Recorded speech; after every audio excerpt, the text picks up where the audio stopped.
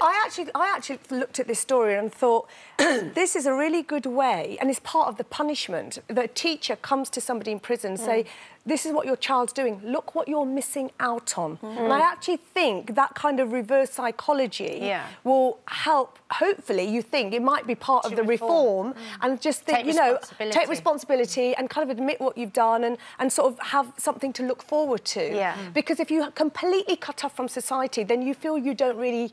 then you just out of sight, out of mind. But if you keep society part of your life, you are then missing out. I think you go back to your dreary cell and you think, oh, I've just... I think sentences need to be longer. I think there's so many sentences that are way too short for the crime. But I think when you've got somebody in and you've got them in for long, try and do something so that when they come out, they're not so ill-equipped that they just offend again within weeks.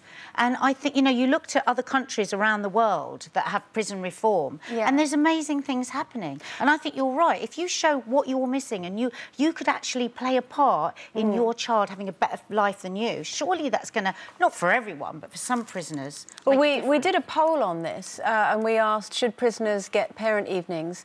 Only 18% said yes. 82% of people said no. But I think what's interesting is because perhaps when you answer a poll, you kind of go with your gut feeling. Because my gut feeling when I first heard it was, no way, you don't deserve it. You're locked up in prison. You're not going to get, you know. And what about poor teachers who are working really long hours and now they've got to trudge across town and go and do a whole special parents' evening?